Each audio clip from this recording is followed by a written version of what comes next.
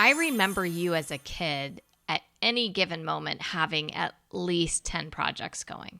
Oh, yeah. At least. I would like you to just list for us projects that you are currently working on. What? You're going to out me? It feels like an itch that needs to be scratched, you know, and you haven't been able to scratch it. And then when you finally do, you're just like, yes, scratch that.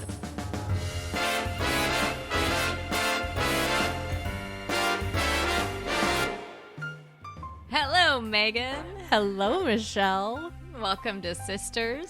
Sisters. There were never such devoted Sisters. Hello, friend. Hi. Good to see you. Oh my gosh, good to see you too. So I'm so excited today. We're going to be talking about your neuro plush. Ooh, neuro plush. I don't like know. that. Neurolux. Brain. Ooh, Neurolux. Okay. I'll take it. You know, we've been kind of pinpointing the ADHD-ness of your brain, and usually I bring up some kind of a topic. I'm going to bring up one today, which will be I think it'll be fun. We'll see. And then we'll dig into that brain ears and kind of figure out what's going on. Maybe dig into your feels a little too. Yeah. And then I think, you know, we like to think about things that are strategies that sort of are working for you. Yeah. And then, you know, do a shout out to our community and see if they've got any ideas as well, because we love help. We love our community. Yeah. Yeah. Love the help. So important. We get lots of it for sure. Okay. So I would like you to just list for us, or if you can, projects that you are currently working on that maybe, you know, are in different states of progress. Let's put it that way. What? You're going to out me? Like, yeah, like, do you have a list in mind, or should I prompt 100%. you? No, 100%. Okay, so what's your list? Give us your list. I am fixing Brian's computer right now. Mm-hmm. I need to build a desk for our daughter as her technology room. I need to wash Daisy.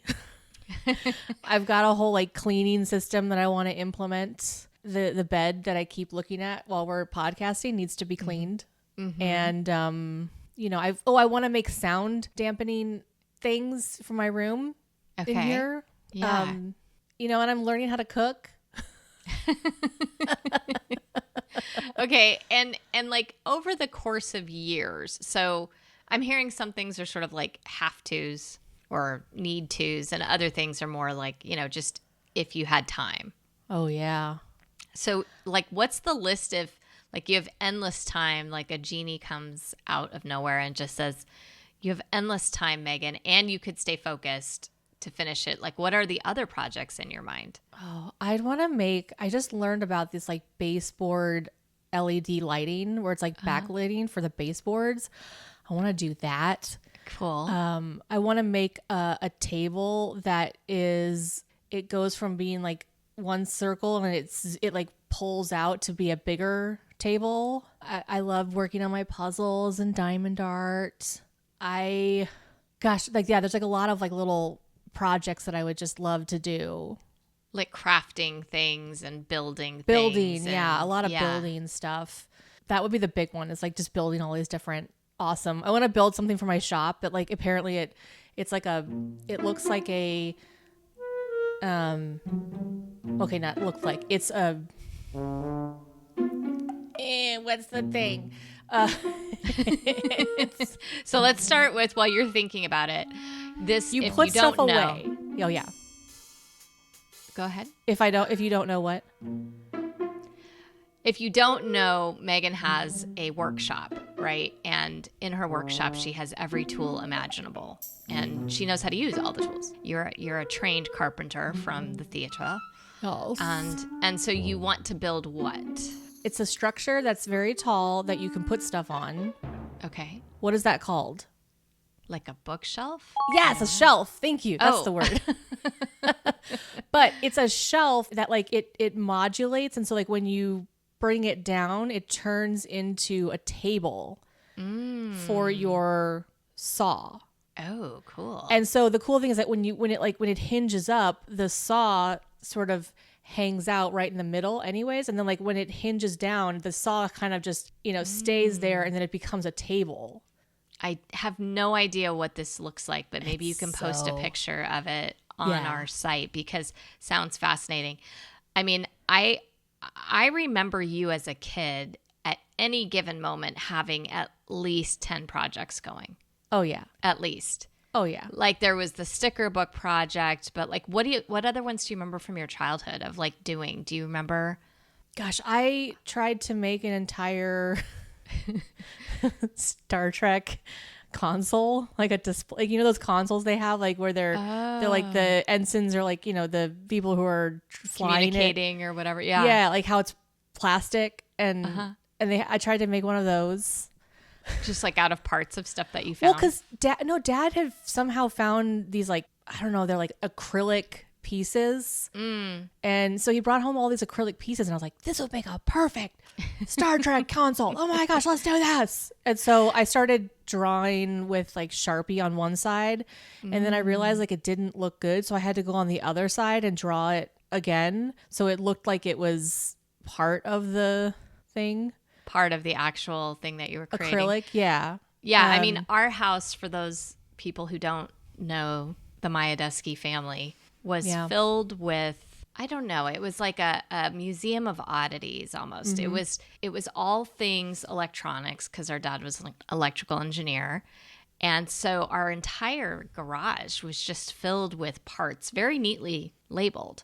Yeah. But parts of all kinds. And our grandfather was always going to auctions. And so there was always strange and unusual things being brought into our house. Yeah. And you seem to find a little playground in that, I think. Oh, I did. Yeah. I mean, I remember him bringing home just like stacks and stacks of poster board that were supposed to be used for something else. And I guess there was a misprint.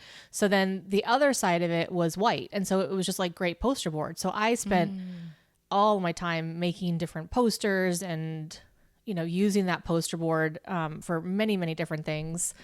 I made my own catalogs at one point back in the day, because I was like, that was a big deal, like the catalog. So I made. Do kids even know what those are anymore? Do they? You know make what? those? Amazon does do them still. So I think that they I don't think they realize how important they were, but because it was our only access to see all the new cool stuff back in the day. Yeah. So I took, like, I guess probably mom had a bunch of magazines that she had let me take and cut up. So I'd be sitting there and I'm cutting them up and cutting all these different things. And then I would paste it onto a legal pad. And I wrote down like, oh, look at this precious girl with her dog, isn't it? And I think I spelled precious like totally wrong, So it's like, aren't they so? And then I had this whole catalog that I had put together. And it was just like, there was things like that where I had an entire wall of crafts, craft supplies, I should say, just like random oddities. So when we did clean out the garage, there's a lot of stuff from our grandmother, who had like sewing supplies and buttons and all kinds of different things. And so I collected all of those. I made my own little, very well organized shelf of crafts.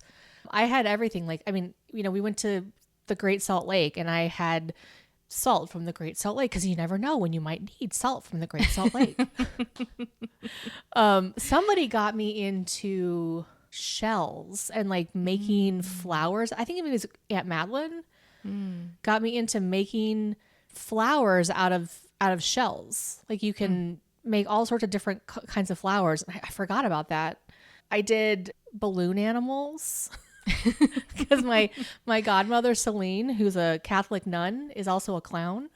I did not know that. You can't write this stuff. It's so great. It's just true. I feel like this is really what built your resume as an actor, though, right? Because don't you have to put all those odd things you know how to do? Like, I can solder, and also I can make balloon animals, and also I can play volleyball badly. Yeah. So, I mean, I want to kind of dig in a little bit into the feels, into the brain of yours a little bit, to kind of like, what's going on in your mind? Because, I mean, I have hobbies. Somebody asked me the other night, I was at a birthday party for a work friend, And they said, well, what are your hobbies? And, I listed them. And I have a few. Like, I mean, I don't know if dance is a hobby, but I love dancing. Yeah, it I love is. painting. I do diamond art too. Thank you, Michael, our brother, who got us both Yes. into that during the pandemic. And that's kind of like my meditative thing a little bit at night I'll do to kind of chill out.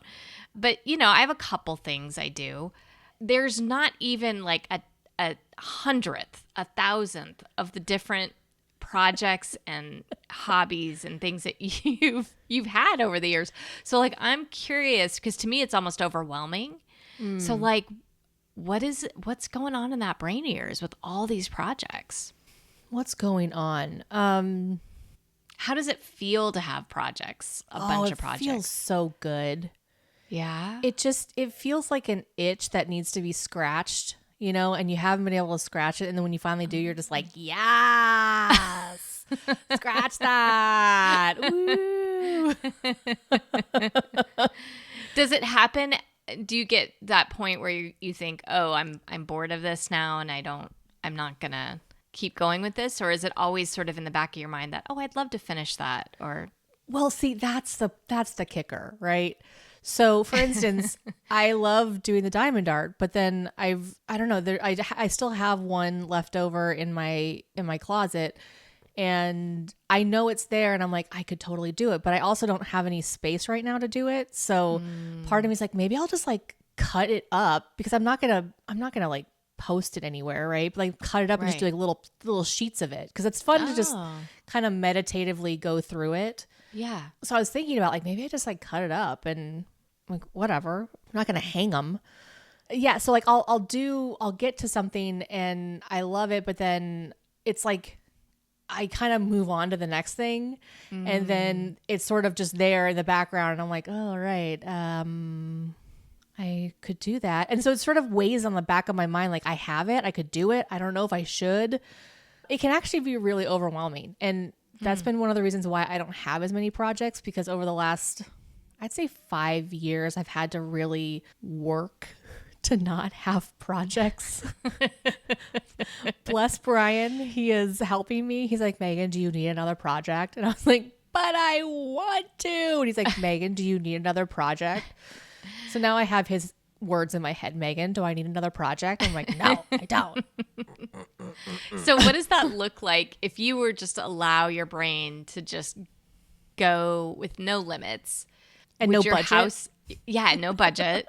Yes. Would your house just be like? Oh, yeah. It'd be my whole house, right? So I'd have like one room dedicated to just supplies, right? Where it would be floor to ceiling, all kinds of weird catch-alls, just because that's the thing I love doing is I love taking material that you don't expect to be with something and then turn it into something, right? Like Dad had these spacers they were white and they were like maybe, I don't know, like Pretty not that tiny, big. like less than a dime. Yeah, like no, like probably a fifth of a dime, very small, and they had like little feet, like kind of little feet on them, so they made spacers, and I thought they looked like puka shells, so I took it and I strung it up into a necklace. And then I made that was like when puka shells were like a big deal. Right. And so I made my own, but out of these spacers. And I remember everyone being like, those are so cool. Like, where'd you get that? And I'm like, I know. Like, it's just so awesome. I do think that is something that we were taught very young. And so that probably doesn't help when you're thinking about projects, because I always feel like we were given like, okay, you have string and a spacer and you've got, whatever, go try to make something out of it. And, our dad was always making things out of things that were not normal. Like I remember they had at Coco's, remember Coco's, the restaurant? Yeah. And they had these visors for kids that had the menu on them. And so it was like this little like half moon visor made out of paper. And then it had those elastic band to kind of like fit around your head. So you could like wear it as a visor and also have it as a menu, because why not, right? Like you're of course going to wear a visor in the middle of a restaurant. Of course. Clearly. Obviously. So, but as we were there, he would sit and he would fold it like origami style, and he would make like a little toy gun out of it. He somehow like fashioned it in some way that when you pulled back the elastic on it, you could like flick it and the little elastic thing would like pop off like it was like a little gun. Oh, wow. So we That's were so always cool. sitting around this sort of like genius type person Yeah. who was always making stuff out of things that had nothing to do with what they were really originally intended for. So I think you definitely picked that up a lot. Yeah, well, when I would babysit the nephews, whenever I was babysit any of them, I would always, especially when they were younger, I would say, okay, like what kind of things could this be? And so it would be like a receipt. And I was like, okay, so what could the receipt be? And it's like, is it a hat? Is it a beard? Is it is it an earring? Is it, Yeah. like just different things and then they would start creating their own ideas of what it was. And that was always a lot of fun to do. So I think that my brain just wants to find other uses because again, it's cataloging it, right? So I Right. catalog it for different purposes. And so then you're always thinking of a project then based on the thing you're seeing because you're like, oh, it could be for this or that or this or that. And Yep. oh, I want to do it. I want to make it. I remember you made some sort of Halloween decorations and you Oh, had yeah. found these glass jars and you figured out how to make the glass jars into like you put faces on them. So one Yeah. was a ghost and one was Frankenstein and one was a pumpkin, the faces on it. And Yeah. you filled it with very random things to make the color. So the ghost, I think we still have all this. The ghost had packing peanuts. packing White peanuts. Packing peanuts. Yeah, and I think the Frankenstein had split peas in it, and that's how you made that green. And then the pumpkin had some kind of felt. Yeah, they were felt scraps from something other project I was working on. Yeah, and so I also see like you as, there's projects and then there's layers of projects. Like this project could also be this and it could also be that. And Yeah, because like that pumpkin, I had made these. I went down the Pinterest world, and so they were like, "Hey, Sure. try these Dollar Tree things." I'm like, "Oh, okay, why not?" And I had made this. I didn't even think, sorry, I'm interrupting you, but I didn't even think about Pinterest with ADHD. Oh my God, it's a hot mess. It is dangerous. You have to be so careful. Can you tell us? That's really fascinating. Can you dig into that? Because I look at it and I get overwhelmed and immediately jump off of it. So what is it? What happens for you? Well, I love that there are people who have other ideas. And so like Pinterest gives me that opportunity to have somebody give me a prompt. And so it's hard for me to create things just out of the thin of my head. Right. You're not going to think of the Frankenstein and the ghost and the pumpkin. Right. That's not going to be the thing I would do. But what I will do is I'll take that idea and then I will improvise on it. And I didn't put the things that they told me to put in the containers. I was like, well, I don't have that stuff and I don't want to go buy something, but I have these other things. And so I kind of would like go through the house and figure out like, what could I put in there? And that was like the fun little puzzle of found objects that I could put into these things. Maybe the split peas might have been one of them, but the packing peanuts and the felt, I had felt left over from something else. So I like Pinterest because it gives me this prompt and then I can look at maybe one person's take on it and then I look at another person's take and I might combine some of their takes together or create a third, it gives me an opportunity to go down a rabbit hole and see what everyone else is doing and then decide like, do I like what they're doing? Do I not like what they're doing? And then choose on my own. So you just said go down a rabbit hole. Yeah. And to me, that sounds scary to go down a rabbit hole. But for you, you say it and you have this really like joyful kind of like glint in your eye. Like, I don't know if we've had any conversation thus far in this podcast where other than when you were talking about your sticker book, that's like one of our first podcasts. If you didn't get a chance to listen to that one, it's great. But like this gleam in your eye, this just like sheer joy that is coming through at me right now. If you're watching on YouTube, you can see it, but it's like, what's happening? Like what's going on in your brain that feels so good? I I think it's because I get to just unabashedly delve into as far and the weeds as possible. No one's there to tell me like you got to stop, and I get to just be there and hyper focus on one thing and just get other people's ideas and then create my own, and then like all of the neurons and the synapses are firing, and it's just like it feels so good. It just is amazing. So that like dopamine that we talk about Yes. is hitting because of this like extreme interest. Yeah. Yeah. I think that, because it feels really good. It's like, yeah, I like this feeling. Let's do more of that. That's so fun. It was funny is, of course, for me, mine's like a nerdy thing, but I remember when I get to build curriculum and I just get to go down that rabbit hole and feel this sense of like, oh, I'm just getting in the weeds on whatever it is, biology or chemistry or physics, whatever I was teaching those middle schoolers sometimes and helping out with. And I just really remember feeling that like idea of like, this is really interesting to me. Yeah.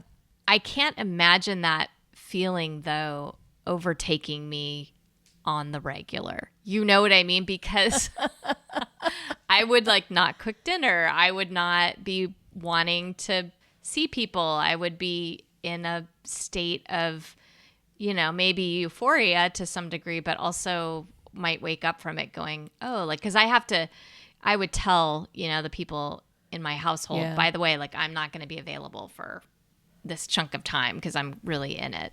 Yeah. But I feel like I have a lot of control over that. Yeah. And I think that's like, you're exactly describing ADHD. And the challenge is that I don't always have control over that. Mm-hmm. And like when I was younger, I didn't know that it was going to happen. So now that I'm a bit older and I've experienced it more, I can kind of say, okay, Brian, like this is why the computer is currently, it's been pushed off to the side for a while because I'm like, I know that I can hyper focus on this and it will feel so good and I will not want to do anything else. And so I've had to tell him like, okay, we need to get through unpacking and, we had a couple of milestones we needed to hit before I could go back and work on his computer, because had I done it prior to that, it would have just overtaken our lives and I wouldn't have been able to do the things I needed to do. Now, do you realize when you're in that you're not doing other things, or is it almost like, I mean, I don't mean to say that, you don't know other people exist, but I don't mean that extreme, but time flies. I think that's the thing, is that like okay, here's an example. Editing the podcast, I realize editing is not something I enjoy doing, but I can do it. And so I do it. And so I have a 25-minute timer, and I'm so happy when the 10-minute timer comes, and then I can keep pushing through. Mm-hmm. I brought my timer in with the computer, and I never turned it on. And I just kept working and working and working.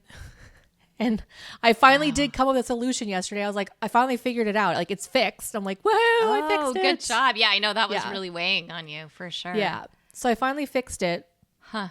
But by the time I got done with it, I was just like, Brian, I fixed the problem and now I need to go and cable manage it. And Brian's like, well, do you want to start then? And I was like, it's already 9:30. And I was like, no, if I start now, I will not get any sleep and I will not take care of myself. And so, nope, I'm going to put it aside, which is really hard for me to do. But I was like, I'm learning to take care of myself because I know that if I overextend, it just wrecks me for multiple days. For all of my ADHD buds out there who need a break, now's your chance. Hit pause and come on back after you've done whatever you need to do to help yourself out. But if not, continue on. So I put it aside because I know like once I start cable managing, I'll probably forget to eat. So, yeah. And also sleep and okay. Yeah. And you feel like that's because sort of your brain has matured or you have matured, but like when you were little, you wouldn't have been able to. Oh, no. I would not have. I mean, and we talk about this, right? Like how they've learned that the prefrontal cortex doesn't actually continue to it continues to mature up until a certain point in our lives, right? Like 25 or 30, something like that.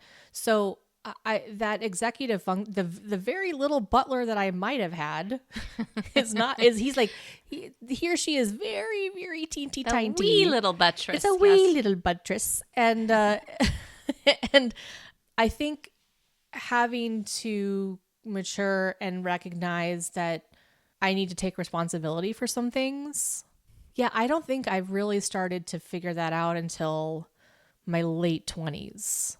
It was a struggle all the way through. And is that something you think was because of just time, like time that you needed to mature?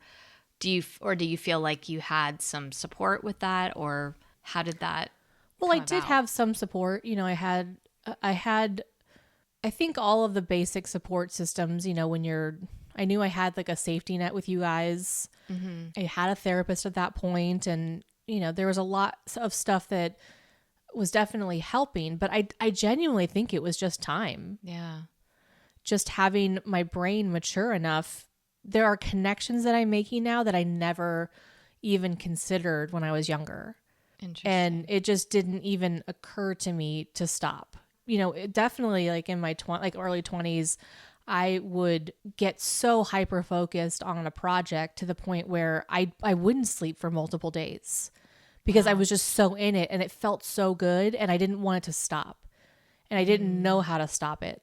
And I think my body has just finally said like, hey, sorry, I'm going to stop you if you don't stop yourself. Yeah. And obviously that impacts relationships too. Oh, yeah. Right? Because if you're living with anybody, that's got to be, was that new to Brian? Was that hard for Brian? I mean, I remember living with you and your room was sort of your place to have most of your projects, but sometimes they would spill out into the house and then, you know, who knew when that was going to get cleaned up, right? I think that that's definitely been a source of a little contention in our marriage. But no, I mean, he's been so kind about it. You know, maybe he thinks it in his head, but he doesn't always say anything. Happy wife, happy life. Yeah, but I mean, it definitely does bother him. And so as we've been learning how to communicate better, you know, he's telling me what's hard for him and what I need to work on. Right. You know, like something as simple as like I tend to spread out. So like in the kitchen, for instance, it doesn't occur to me to like stack the plates that are dirty. Because I'm like, well, I'm going to put them in the dishwasher anyways. Or I'm looking for like a place to put them. So I just find a hole and I'm like, there we go. There's a hole. Great. And then I walk away and there's just like dishes everywhere. And he's like, Megan, you know, they do stack. You can put them together in one place. And I was like, I know, but that just doesn't. The other one is the recycle bin. Cause you know, here in California, they recycle a lot more. So the recycle bin gets full very quickly. Yesterday, I was in the middle of cooking and I was working with some like oat milk and I finished the oat milk container and the recycle container is full and I'm in the middle of cooking and I know myself, like if I try to veer off right now, I will forget where I'm at, what I'm doing. I will get stuck in the garage. And so everything will burn and your house will be gone. Yeah. Yes. So I take the oat milk container and I put it on top of the recycle bin. And I've done this a couple of times, like where I would put stuff on top of the recycle bin and Brian is the one who takes out the garbage. And he's like, Megan, this is driving me crazy because I go to open up the recycle bin and there's already something on top. And sometimes there's like multiple things on top because there's so many stuff put on top of the recycle bin. And then it like all falls down and it drives me crazy. And I was like, okay, I'll do my best. So yesterday I put it on top of the recycle bin knowing full well that like I was not supposed to, but I was like, I know myself. Yeah. If I don't put this here, it's over. Yeah. Breakfast is done. Yeah. So, and are you like, hey, Brian, take out the recycle more often? hey, baby, if you're listening, you could take out the recycle more often. I love you. Well, and it was interesting because he took out the recycle and it hit. I was like, oh my gosh, I'm so sorry. I left the oat milk on top of the recycle bin. He's like, it's okay. It's okay. He's like, actually, you've been doing a really good job of not doing that. Because I have, like, there have been times like yeah. where, it's not, a fire in the house, and I can go and, I'm learning, like, okay, where's the times that I can and I can't. And sometimes it's just me being lazy. And sometimes it's like legit. I will not get this done if I Yeah. veer from this location right now. So when you think back to all the projects that you're currently working on, right? You were talking about the computer, and you've got this Desk. diamond dart thing and the desk diamond thing dart, and yeah. the various things I want to you're make my learning own to cook. brain, Yeah. Yeah. Okay. Even more that you didn't say, but now they're coming Sorry, back to you. it's flooding back to me. It's Yeah. flooding back, flooding back. Do you feel like this is something that managing these projects is something that you've had anything that's helped with that? I mean, you said limiting them, like not adding projects, especially at certain times, was helpful. Yeah.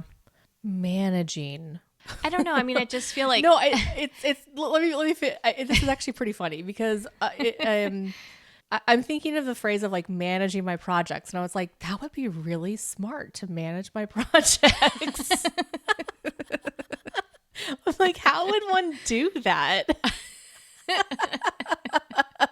I think that the best thing that's happened is that I've limited my projects. Because I can think of so many projects. Like especially if there's stuff that is like we're getting rid of and it's not useful anymore. I'm like, oh, but I could turn this into that, and I could make it into. And Brian's like, Megan, that's another project. Oh, so he's helping you label what you might be perceiving as just kind of an idea. He's like, no, you're about to make a project for yourself. Yeah. And That's he's not helpful. wrong. He's not Yeah. wrong. Like all of these, anything that you're like, oh, well, I could do this with it, that becomes a project. Right. So yeah, limiting the number of projects.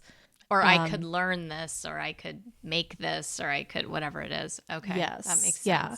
Because your brain just comes up with them Yeah. so It's easily. just so easily. Yeah. Yeah. So I would have to have like a completely separate space just dedicated to my projects. We buy a house just for Megan to have her own little Edison's workshop. Right. Oh my gosh, that's so funny. So when you're thinking now that that's like kind of this limiting piece, what helps you to do that though? I mean, other than just you said your brain has grown, you're older, wiser, that type of thing, but Yeah. I think it's having priorities. Like I wouldn't have said this is what it is, but having priorities as to what is important right now in my life. And obviously relationships are important to me. And Brian does so many amazing things for me. So it's like it's the one thing I can give back to him. Well, not the one, but it's one thing I can give back to him. yeah. Like our daughter means a lot to me. So like I'm gonna favor working on a scrapbook for her over the diamond art right now, right? So like it's sort of having an idea of what is the priority. Because I could spend all my time doing other stuff, and I'm choosing not to because things need to get done sooner rather than later. Yeah, and I'm curious, like with our community, because it sounds like you've got some strategies that are starting to work for you. And I love that idea of goal setting or priority setting and making sure you're very clear about what you want. I know you've done a lot of work, I think, in counseling around that and talks with your husband and conversations. You do a lot of journaling around those types of things as well, I know. I'm wondering what other strategies like our community might have for the projects. And I say this lovingly that I've got good friends who have she's just a little over one. And so, and one of the two moms has a very, very, the ADHD is strong with her, right? And the other partner's like, oh, yes, and all her projects. And I mean, the term projects almost sounded like a bad word, a little bit.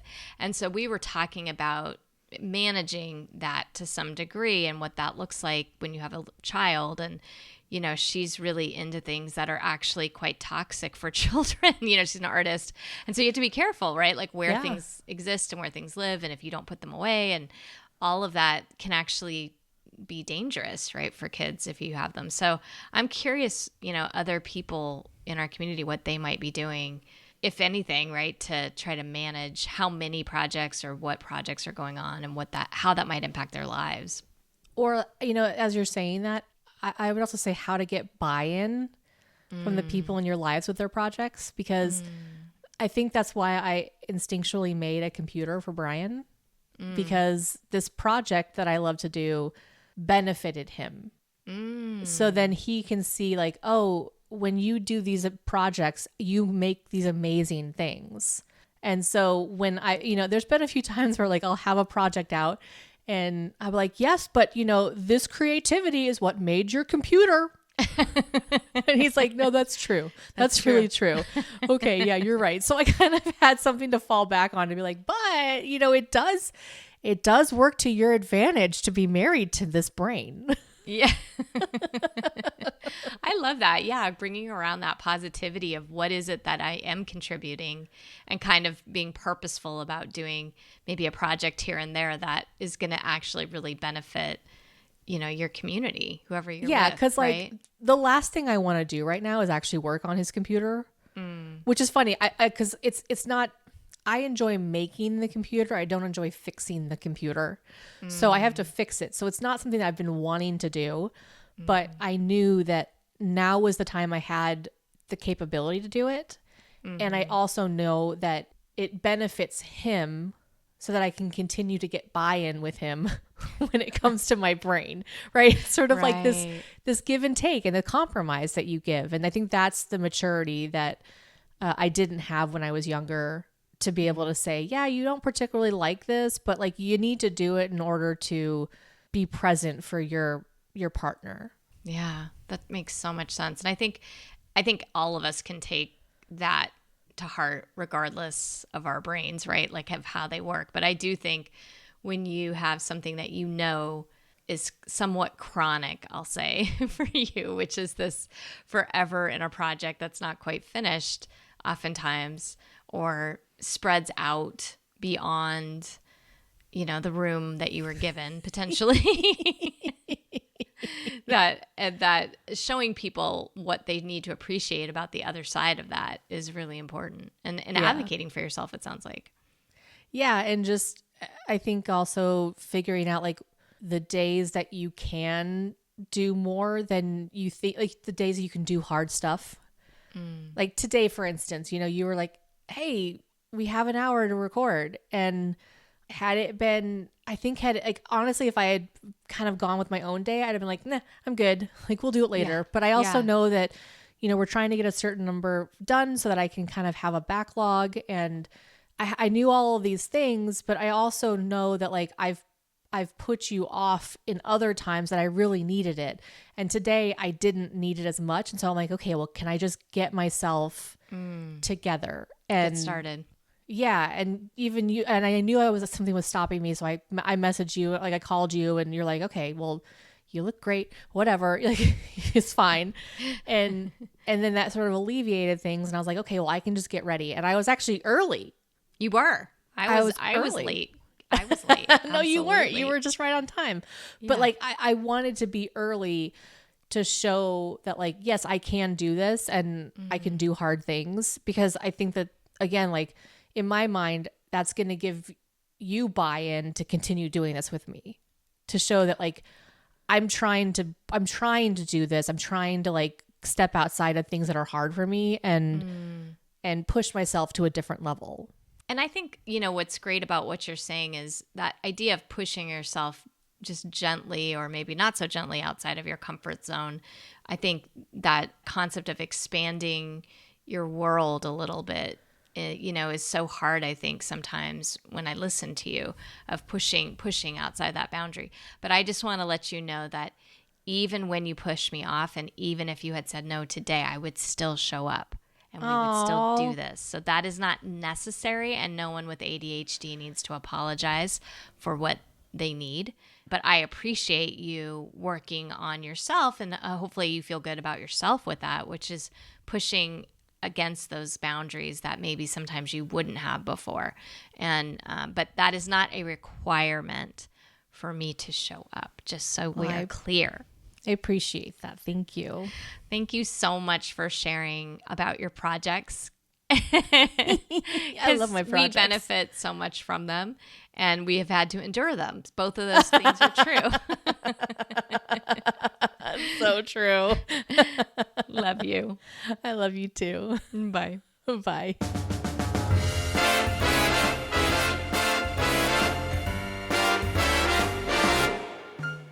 Thanks for joining us on another episode of Sisters. This series has us focusing more specifically on ADHD and all of its symptoms, and we're doing a deep dive into a list that we got from the book Driven to Distraction. So if you enjoyed the episode as much as Michelle and I enjoy spending time together, please share it with someone you think would benefit from the conversation. Make sure to follow us on whatever platform you're currently listening to so that you can get notified each week. Because next week, we're going to be talking about the frequent search for light stimulation.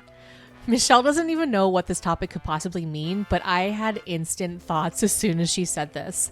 And I bet if you are ADHD, you have them also. So tune in next week to find out what they are. But until then, here's to a great end of the week. And remember, stay curious.